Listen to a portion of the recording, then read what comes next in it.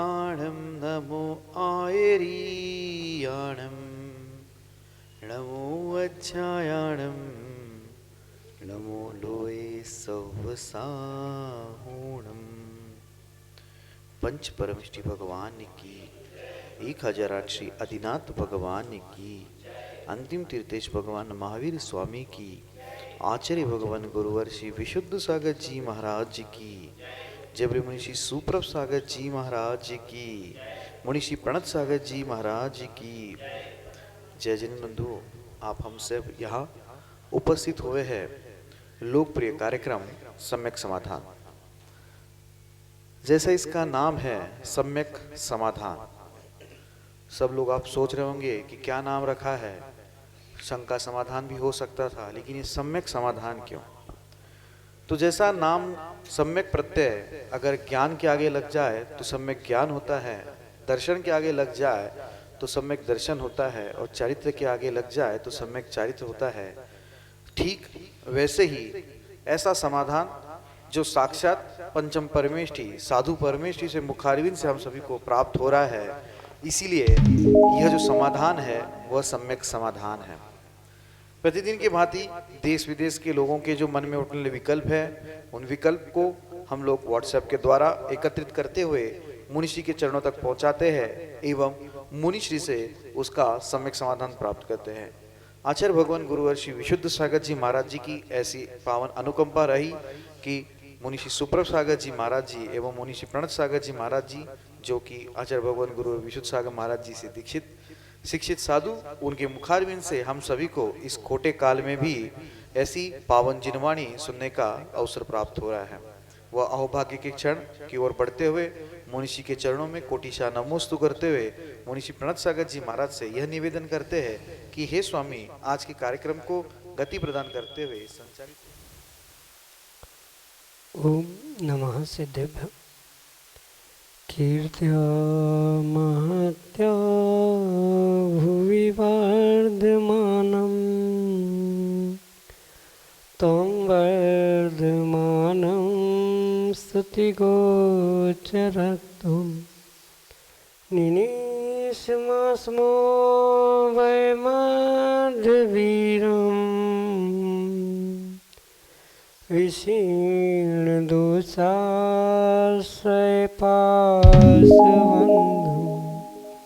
विशीर्णदोषाश्रयपाशबन्धुं। पंच परमिष्टि भगवान की, परम पूज्य आचार्य भगवंत गुरुवर विशुद्ध सागर जी मुनि महाराज जी की, परम पूज्य मुनि श्री सुप्रभ सागर जी महाराज जी की।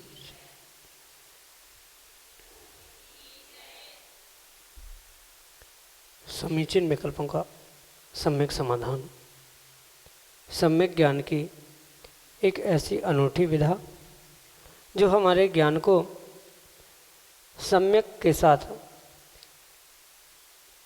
सम्यक्त प्रदान करते हुए हमारे कल्याण का मार्ग प्रशस्त कराने वाली है। क्योंकि जब तक मन में विकल्प है तब तक संसार में भी सुख शांति नहीं होती। फिर यदि व्यक्ति के मन में विकल्प बना रहे तो वह निराकुलता को कैसे प्राप्त हो सकता है? और निराकुलता को प्राप्त करना है तो अपने मन में उठने वाले उन समीचीन विकल्पों का हमें उन अपने विकल्पों को समीचीनता प्रदान करने की आवश्यकता है। और विकल्प यदि हमारा समीचीन है और उस समीचीन विकल्प का सम्यक समाधान जब किसी निर्ग्रंथ गुरु से प्राप्त हो जाता है तो निश्चित ही वह हमारे कल्याण का मार्ग खोल देता है। ऐसे आत्म कल्याण की प्राप्ति का वह एकमात्र कार्यकारी उपाय समीचीन विकल्पों का सम्यक समाधान, जो कि हम सभी प्रतिदिन परम पूज्य मुनि श्री सुप्रभ सागर जी महाराज के मुखारविंद से प्राप्त कर रहे हैं। प्रारंभ करते हैं आज का सम्यक समाधान।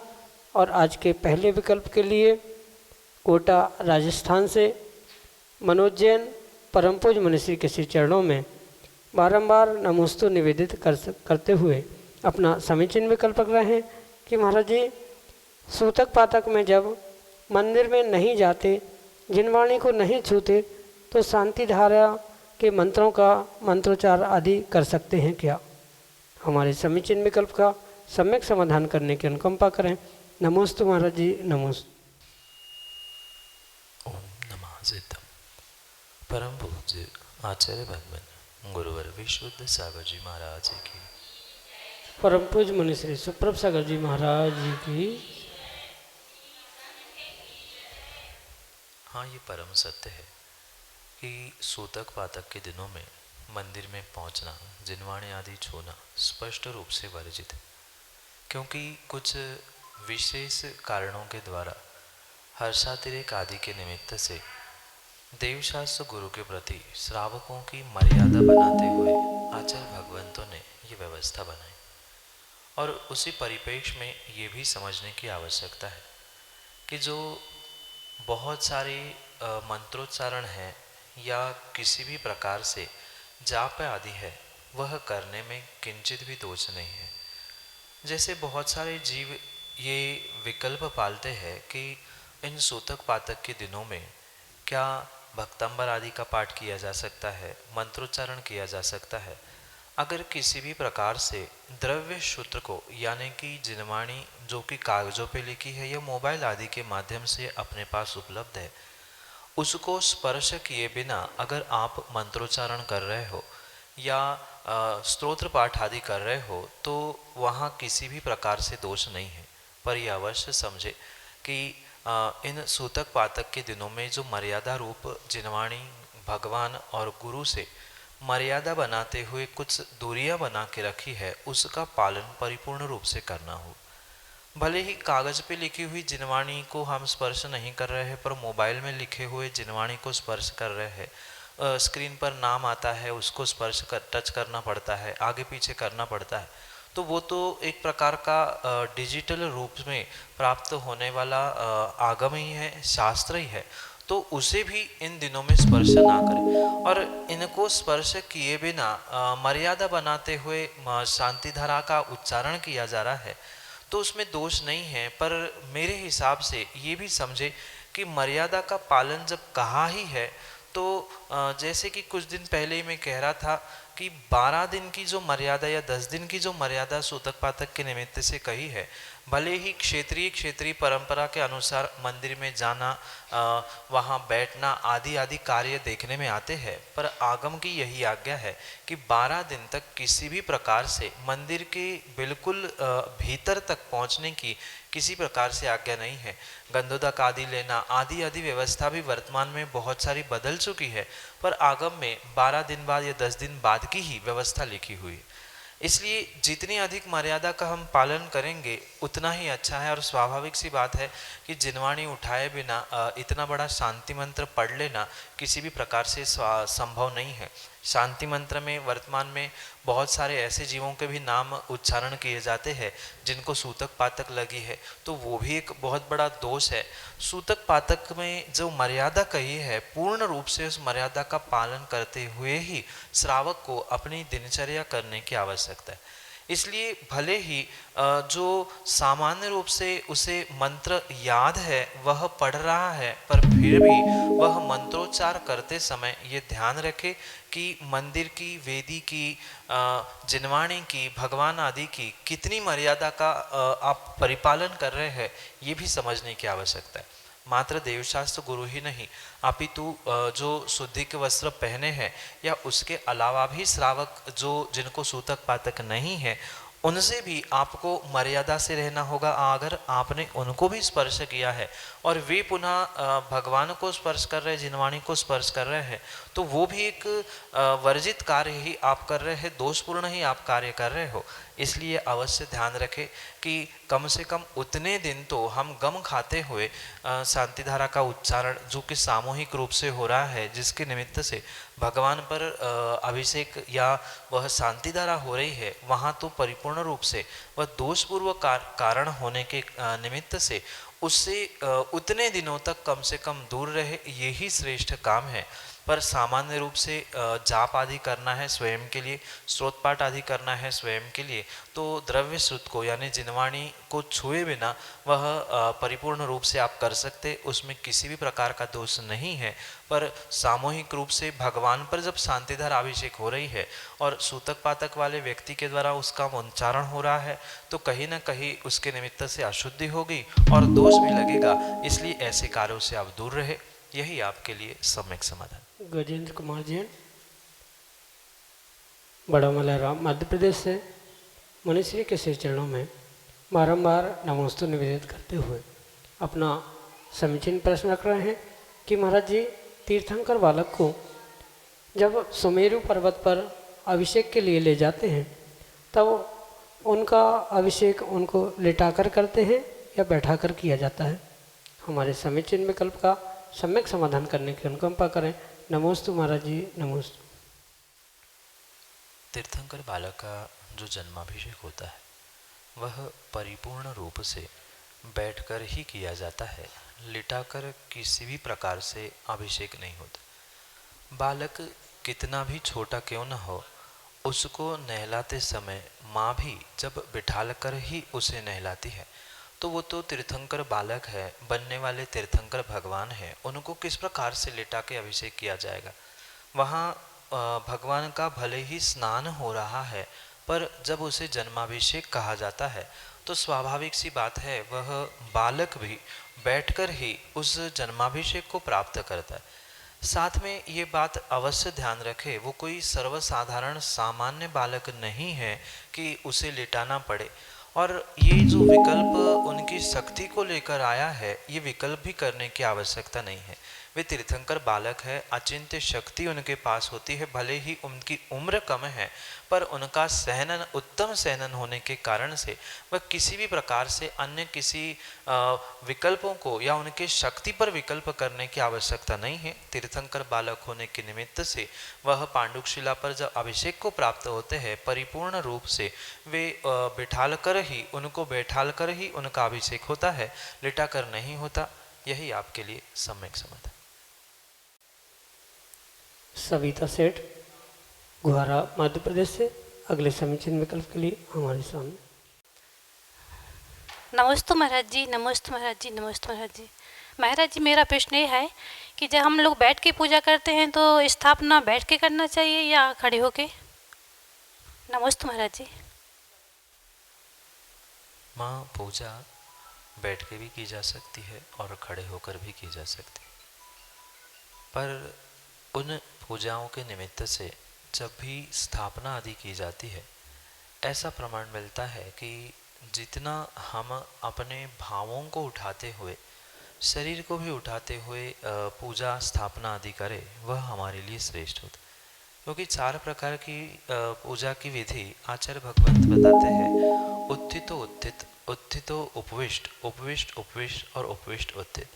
यानी बैठकर बैठना, खड़े होकर खड़े होना, बैठकर खड़े होना और खड़े होकर बैठ जाना। ये 4 प्रकार के जो पूजा वंदना आदि के भेद कहे गए हैं, उसमें आचार्य भगवान ये समझाना चाहते हैं कि माना कि कोई व्यक्ति किसी कारण से खड़ा नहीं हो पा रहा है, इसलिए बैठ के पूजा कर रहा है, पर कम से कम उसके भाव तो खड़े हो, उसके परिणाम अच्छे हो। अगर ऐसा वो कार्य करता है तो वह बैठकर भी खड़ा है। पर कुछ ऐसे भी होते हैं, खड़े होकर भी अब कब पूरी होगी पूजा, अब समाप्त हो जाए आदि विकल्प लेकर पूजा कर रहा है, तो वह खड़ा होकर भी बैठा हुआ है। और जो बैठकर ही बैठा है वो तो काम का है ही नहीं है, शरीर से भी बैठा और भावों से भी बैठा है। पर माना कि बस शरीर से बैठने के बाद भी भावों से खड़ा है, किसी विषमता के कारण हम प्रत्येक पूजा की स्थापना में उठ नहीं पा रहे हैं, बैठ नहीं पा रहे हैं, कुछ शारीरिक विषमता है, तो वहाँ तो ये समझ में आता है कि स्थापना आदि के निमित्त से या विसर्जन आदि के निमित्त से उठ के नहीं कर पा रहे हैं, बैठ के कर रहे हैं। पर सामान्य रूप से अपने शरीर और भावों को खड़ा करने के लिए प्रति समय स्थापना करते समय उठने की आवश्यकता है, क्योंकि एक जगह पे लंबे समय बैठने से ये हो सकता है प्रमाद आता है, नींद भी आ सकती है। तो स्थापना करने के लिए खड़े हो गए, पुनः कुछ समय के लिए हमारे भाव, हमारे परिणाम अच्छे हो गए, हम पुनः बैठे, पुनः पूजा की, पुनः प्रमाद सता रहा है तो पुनः उठ गए, तो ऐसा करने से हमें श्रेष्ठ फल मिल सकता है। इसलिए उत्कृष्ट बात तो यही है कि स्थापना विसर्जन आदि कार्य खड़े होकर ही करना चाहिए। हाँ, कुछ विषमता है, शारीरिक विषमता है, स्थान की विषमता है। कभी कभी ऐसा भी होता है कि आपके पीछे बहुत सारे लोग बैठे हैं और उनकी पूजा चल रही, आप उनके सामने खड़े हो जाओगे, स्थापना करोगे, झुकोगे, तो वो भद्रता नहीं देखने में आती। इसलिए वहाँ हम बैठे बैठे भी स्थापना करें तो दोष किसी भी प्रकार का नहीं है। पर उत्कृष्ट बात यह है कि हम खड़े होकर स्थापना और विसर्जन करेंगे तो उसका उत्कृष्ट और बहुत अच्छा फल हमें मिल सकता है। मैं पुनः कहना चाहता हूँ, बैठ के स्थापना करने में दोष किंचित भी नहीं है, पर हमारी व्यवस्था नहीं बन रही है, कुछ अनुकूलता नहीं है, तो बैठ के करें, अन्यथा वह खड़े होकर करने से ही उत्कृष्ट फल मिलेगा। यही आपके लिए सम्यक सुनो। सुनीता जैन, गुहारा, मध्य प्रदेश से अगले समीचीन विकल्प के साथ हमारे सामने। महाराज श्री नमोस्तु नमोस्तु नमोस्तु। महाराज श्री, मेरा प्रश्न यह है कि जो पंच परमेष्ठी की जो आरती होती है उसमें छठवीं आरती जो छठा 11 प्रतिमाधारी की है, तो वो हम लोगों को आरती करना चाहिए या नहीं करना चाहिए? नमोस्तु महाराज जी।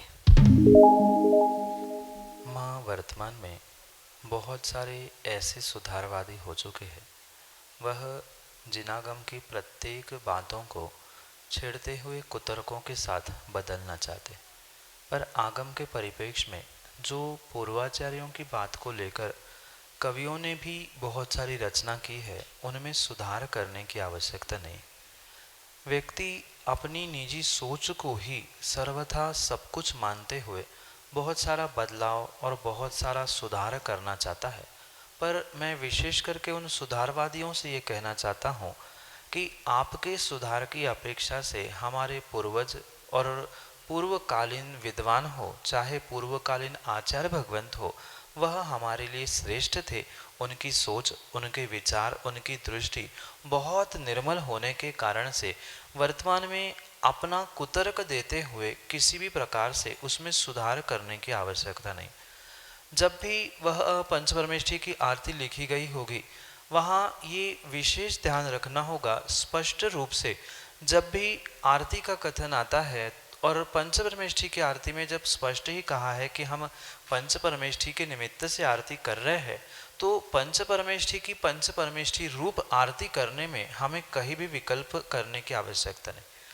रही बात छठी 11 प्रतिमाधारी, ऐसी जो पंक्ति आती है वहाँ भी विचार करे, भले ही वह पंचपरमेष्ठी के अंतर्गत उसे स्वीकार नहीं किया, पर फिर भी वह श्रावकोत्तम होने के कारण से उसे श्रावक, सामान्य श्रावकों की कोटि से भी श्रेष्ठ माना जाने के कारण से जो शुल्लक है, जो उनकी 11 प्रतिमा होती है, वे श्रेष्ठ है, पूज्य है। भले ही परम पूज्य नहीं है, पंच परमेष्ठी ही परम पूज्य होते हैं, पर पूज्यता की अपेक्षा से उनके व्रत, उनकी तपस्या, उनके नियम आदि होने की अपेक्षा से अगर उनकी आरती कर रहे हैं तो किसी भी प्रकार से दोष नहीं है। माँ, विशेष करके मैं आपसे उन सुधारवादियों से पूछना चाहता हूँ, माना कि घर में कोई दामाद पहुँचता है तो उसका क्या आप आरती और तिलक के द्वारा वंदन पूजा अभिवादन नहीं करते? घर में एक बहन भी रक्षाबंधन, दूज आदि के दिनों में भी अपने भाई के कलाई पर राखी बांधने से पहले उसे टीका लगाती है, आरती से उसका अवतरण करती। तो क्या वे परमेष्ठी के अंतर्गत आए? क्या ऐसा करने से वे मिथ्या दृष्टि हुए? किंचित भी नहीं हुए। ये लोक व्यवहार भिन्न विषय है और परमेष्ठी को परमेष्ठी मानकर पूजना ये भिन्न विषय। वहाँ जब छठे प्रतिमाधारी को प्रतिमाधारी शुल्लक श्रेष्ठ श्रावक की अपेक्षा से पूजा जा रहा है, अर्घ्य चढ़ाया जा रहा है, आरती आदि की जा रही है, तो उसमें किसी भी प्रकार से दोष नहीं है। हाँ, अगर आपकी मान्यता ये है कि हम उन्हें भी पंच परमेष्ठी को अंतर्गत मान रहे हैं तो ये आपकी गलती है। फिर उसके बाद में जो जिनवाणी की भी 8वीं आरती लिखी है, 7वीं आरती लिखी है, तो वो तो ही पंच परमेष्ठी भी नहीं आती और वो तो साक्षात माँ के रूप में मानी जाती है। फिर एक स्त्री पर्याय को या स्त्री रूप शब्दों को कैसे आप आरती कर सकते हो? ये मात्र कुतर्क है। आगम को आगम के रूप में समझने की आवश्यकता है। जो जैसा है उसको वैसा मानने में, वैसा अभिवादन करने में, वैसे उसकी पूजा करने में किसी भी प्रकार से दोष नहीं है। जैसे एक श्रावक को श्रावक के कोटि से आप जयजिनेन करते हो, घर में आए हुए अतिथि को या भाई को एक बहन आरती से अवतरित करती है, ऐसे ही वह हमसे श्रेष्ठ है, पूज्य है। इस अपेक्षा से शुल्लकों की भी आरती कर रहे हैं तो उसमें किसी भी प्रकार से दोष नहीं है। ये बहुत विचार और विवेक पूर्वक समझने की आवश्यकता है। मात्र सुधारवादियों की बातों में आकर ये वर्तमान में स्थान बदलते हुए छठी 11 प्रतिमाधारी की जगह और बाहुबली भगवान की और पता नहीं कितना सारा सुधार कर लिया है। पहली बात तो दूसरों की रचना में सुधार करने का आपको कोई अधिकार नहीं था। दूसरी बात, जो हमारे पूर्वज विद्वानों ने, आचार्य भगवंतों ने लिखा है, उनकी मान्यता, उनकी सोच श्रेष्ठ होने के कारण से हम छोटे मोटे तर्कों को समझते हुए सुधार ना करें। जैसा लिखा है वैसा ही करने का प्रयास करे। वे श्रावकोत्तम है, पंच परमेष्ठी बिल्कुल नहीं है, पर श्रावकोत्तम होने की अपेक्षा से हमसे श्रेष्ठ है, श्रावकों से श्रेष्ठ है। इस अपेक्षा से आप पूजा उनकी आरती आदि कर सकते हो। भले ही वे वस्त्रधारी है, पर फिर भी वे वस्त्रधारी होने पर भी वस्त्रधारियों से श्रेष्ठ होने के कारण से जैसे एक दामाद आदि की आरती उतारी जाती है, वैसे ही उनको श्रेष्ठ पूज्य मानकर उतारने में दोष नहीं है। यही आपके लिए सम्यक समाधान। मधु जैन, ग्वारा, मध्य प्रदेश से अगले समीक्षण विकल्प के लिए हमारे सामने। महाराज जी नमोस्तु महाराज जी। महाराज जी, मेरा प्रश्न यह है कि जो पहले राजाओं में युद्ध होते थे उनका उन्हें कितना पाप लगता होगा। नमोस्तु महाराज। चाहे राजा हो, चाहे रंग, चाहे पाप हिंसा करने वाला एक हो, चाहे अनेक, परिपूर्ण रूप से उसका दोष उसको अवश्य ही लगेगा और जैसे उसके भाव होंगे बिल्कुल वैसा ही दोष उसको लगे। बहुत सारे जीव ये सोचते हैं युद्ध आदि के निमित्त से वो तो सैनिक लड़ते हैं, सैनिक एक दूसरे को मारते हैं, तो पाप हिंसा का सैनिकों को लगना चाहिए। पर इस बात को स्पष्ट करते हुए आचार्य भगवंत विशेष रूप से पुरुषार्थ सिद्धि उपाय इस ग्रंथ में लिखते हुए समझाने का प्रयास करते हैं कि बहु करती हिंसा, बहुत सारे जीव हिंसा करने के बाद भी उन हिंसा करने वालों को यानी सैनिकों को उसका दोष नहीं लगता, अपितु राजाओं को ही उसका परिपूर्ण रूप से दोष लगता है। और वह कितने अंशों में लगता है, कैसे लगता है, ये समझने के लिए उस जीवों के यानी विशेष करके राजाओं के परिणाम कैसे है। भले वह युद्ध करते समय मात्र विरोधी हिंसा को कर रहा है, किसी ने आक्रमण किया और अपने आप को, अपने राज्य को बचाने के लिए उसने हिंसा की है, या किसी पर हमला करते हुए किसी का राज्य हथियाने के लिए हिंसा की है, वह अपने अपने भावों से उन जीवों को वैसा वैसा फल मिलता है। इसलिए किसको कितना, किस प्रकार से ये फल उनके परिपूर्ण रूप से मन वचन काय के जो परिणाम थे उससे ही होता है, क्योंकि ये तो आपको पता ही है कर्मों का आश्रय मन वचन काय तीनों से होता है। तो जैसे उनके मन वचन काय के परिणाम परिणति होगी वैसा ही राजा को फल मिलेगा। पर ये पुनः समझने की आवश्यकता है, सैनिकों को तो मात्र शरीर से हिंसा करने का दोष लगेगा, पर राजा को मन वचन काय कृत कारिता अनुमोदना इस 9 कोटि से हिंसा का दोष लगेगा। फिर उनकी भावों की क्रियाओं की जैसी तारतम्यता यानी कम अधिकपना होगा, वैसे उन राजाओं का अवश्य ही हिंसा का दोष लगेगा। भले ही वह विरोधी हिंसा भी क्यों ना हो, पर दोष तो दोष ही है, वह विरोधी हिंसा का भी दोष लगेगा। अगर संकल्प पूर्वक कर रहे हैं तो विशेष संकल्प ही हिंसा का दोष लगेगा, पर हिंसा से वे किसी भी प्रकार से बचने वाले नहीं हैं, उनको उस हिंसा का दोष अवश्य ही लगेगा। जैसे परिणाम, जैसी परिणति, जैसा मनवचन का कृतकारिता अनुमोदना का परिणाम, वैसा ही उसे हिंसा का दोष लगेगा। यही आपके लिए सम्यक समाधान। संभव जैन। नमोस्तु महाराज जी, नमोस्तु महाराज जी, नमोस्तु महाराज जी। महाराज जी, मेरा प्रश्न यह है कि मंदिरों में जो सर्प दिखते हैं, क्या वो सर्प हैं या फिर देव? संभव भाई, मंदिरों में जो सर्प आदि दिखते हैं, मेरे हिसाब से वो देव हो जरूरी नहीं, क्योंकि देवों को अगर भगवान के दर्शन करने हैं तो वह अपने असली रूप में आए। असली रूप में आने की भी उन्हें आवश्यकता नहीं है। वे तो सबको बिना दिखे हुए भी दर्शन करके निकल जाए तो उसमें भी कोई दोष नहीं है। ये वर्तमान के जीवों की एक परिणति हो चुकी है कि सर्प दिख गया, हाँ कोई देव अपना रूप बना के आया है। वे तो विक्रियाधारी और सुंदर सुंदर रूप बना के जब आ सकते हैं, वे मनुष्यों का रूप बना के आते, साधु का रूप बना के आते, और भी सुंदर राजाओं का रूप बना के आते, वह सर्प ही का रूप बना के देव क्यों आ रहे हैं? हाँ, क्वचित कदाचित कभी ऐसा भी हो सकता है, किसी को डराने के लिए वे कभी विक्रिया भी धारण कर सकते हैं, पर मेरे हिसाब से उनको डराने की या किसी को भयभीत करने की आवश्यकता क्या पड़ी? उन्हें भगवान के दर्शन करने थे तो वे दर्शन करे और चुपचाप निकल जाए। ये जीवों की मात्र मानसिकता है। बहुत सारे स्थानों पे हमने भी देखा, आहार करने के लिए चौके में पहुंचे और माना कि वहाँ कोई चींटी, छिपकली या कोई जीव पहुंचा तो लोग चिल्लाने लगते, भगवान महाराज के दर्शन करने आए, आहार देखने आए। अरे देखने वाले तिर्यंच, वह तिर्यंच बन के देव क्यों आएंगे? उनका तो वैसी अवधि ज्ञान से वे सब जान रहे, देख रहे हैं। ये मानसिकता है और विचित्र प्रकार की मानसिकता है। जरूरी नहीं है वह सर्प देव ही हो, देव सर्प बन के आया। हाँ, ये हो सकता है वहाँ कोई ऐसा स्थान हो जिसके निमित्त से वह सर्प पहले से वहाँ रहता हो, या उसका जाने का कोई मार्ग हो, खिड़की से या कहीं दरवाजे से वह पहुँचा हो, उसे ठंडक के लिए या अन्य कारणों से वह मंदिर में पहुँच। इसलिए ये अवश्य समझे कि वह देव सर्प बन के आए, जरूरी नहीं है। करणानियों की अपेक्षा से अगर विशेष बात हम समझे तो जो जीव धर्म करते हुए या मंदिर की रक्षा करते हुए मायाचारी करते रहे, मायाचारी करने से त्रियंच पर्याय मिली, पर धर्म करते हुए जो पुण्य इकट्ठा किया था वह ऐसे स्थानों पर यानी मंदिर, क्षेत्र आदि स्थानों पर जन्म लेते हैं और फिर वही जन्म लेते हुए यहाँ वहाँ चलते दौड़ते हुए देखने में आते।